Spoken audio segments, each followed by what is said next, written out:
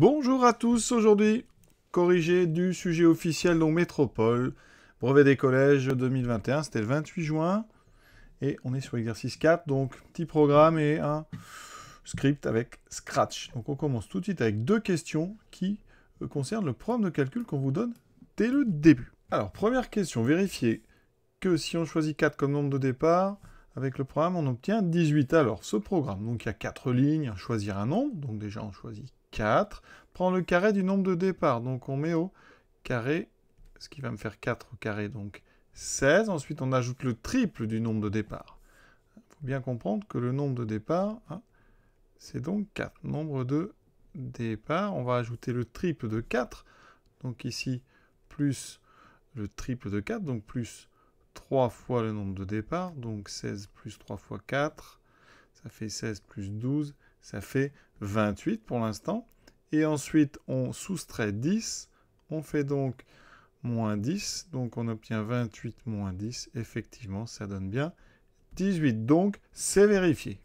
Deuxième question, appliquer ce programme au nombre moins 3, donc on part de moins 3. On met moins 3 au carré, alors là, attention, moins 3, il faut mettre des parenthèses, parce que moins 3 au carré, vous savez que ça fait moins 3 fois moins 3. On multiplie deux nombres négatifs, on obtient un nombre positif, qui sera 3 fois 3, 9. Ensuite, on ajoute le triple du nombre de départ. Donc ici, on va ajouter 3 fois, donc 3 fois moins 3. Il y a pas mal de moins. Donc on obtient 9 plus 3 fois moins 3. 3 fois... Alors, on commence d'abord par la multiplication. Priorité, d'accord?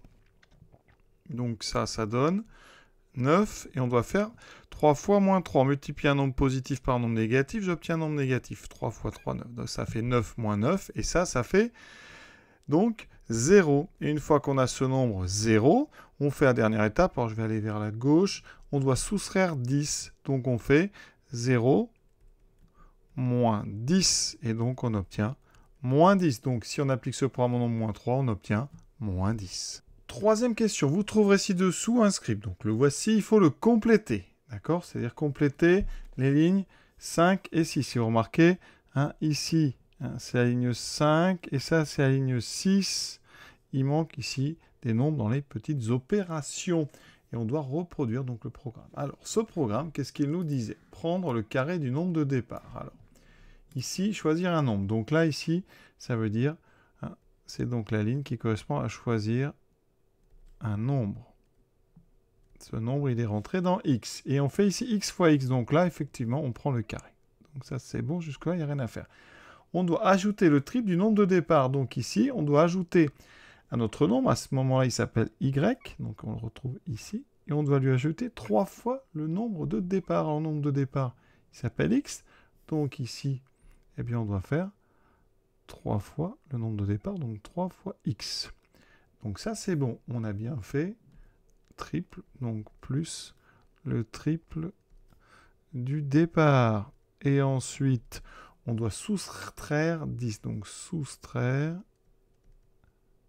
10. Alors attention, on soustrait 10 à qui? Eh bien, à la variable dans laquelle est stocké notre y plus 3x, c'est-à-dire dans z. Donc on fait attention, on fait donc ici z moins 10. Voilà. C'est tout ce qu'il fallait faire. Et avant de faire la suite, il y a une petite variante ici qu'on pourrait utiliser. Vous voyez, à cet endroit ici, j'ai mis x, parce que là, on a mis le nombre choisi dans x. On, ici, pourrait finalement utiliser la touche qu'on a ici, réponse. Donc à la place de 3 fois x, on aurait pu mettre ici 3 fois réponse. Mais je crois que c'est plus naturel ici de mettre 3 fois x. Alors, on n'a plus besoin du programme. On veut maintenant déterminer le nombre à choisir pour obtenir 0 comme résultat final. Donc, petit a, exprimer x, exprimer en fonction de x le résultat final. Donc, petit a, alors, on part de x. Qu'est-ce qu'on fait? On a dit qu'on prenait le carré à ce moment-là. On a donc x fois x, c'est-à-dire x2. Ensuite, on ajoute plus le triple.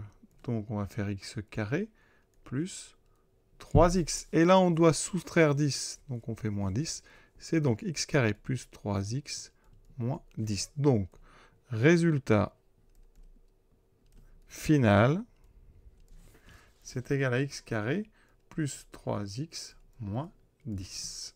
Question B. Vérifiez que ce résultat peut aussi s'écrire sous la forme x plus 5 fois x moins 2. Alors, nous, on a x carré plus 3x moins 10. Donc, ce que vous pouvez faire, c'est développer x plus 5 fois x moins 2. Pour ça, c'est de la double distributivité, double distribution. On fait donc x fois x, puis ensuite x fois moins 2, et on fera ensuite plus 5 fois x et plus 5 fois moins 2. Ça me donne donc 4 termes. X fois x.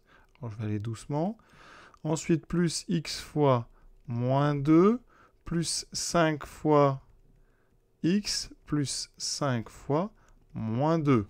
On peut écrire donc x fois x, ça fait x2.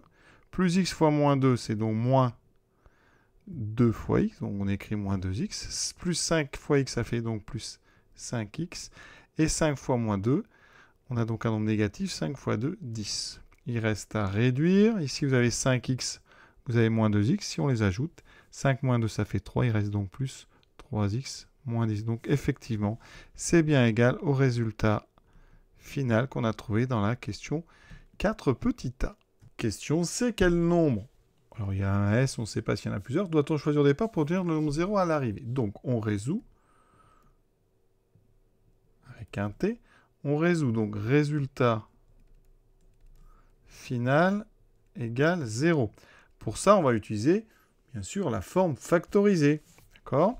Donc, ça veut dire qu'on résout x plus 5 fois x moins 2 égale 0. Et ça, c'est ce qu'on appelle une équation pro de nul. Vous savez qu'un produit est nul si et seulement si l'un des facteurs est nul. Donc, ça égale 0 si et seulement si. Ça veut dire que c'est équivalent à résoudre x plus 5 égale 0 ou x moins 2 égale 0. L'un des facteurs au moins est nul, d'accord? Les deux peuvent être nuls, hein, parfois. Ici, ce n'est pas le cas, les deux ne seront pas nuls en même temps, parce que le x plus 5 égale 0, si j'enlève 5 des deux côtés, donc je vais faire x plus 5 moins 5 égale 0, donc moins 5. Oui, j'ai enlevé 5 des deux côtés.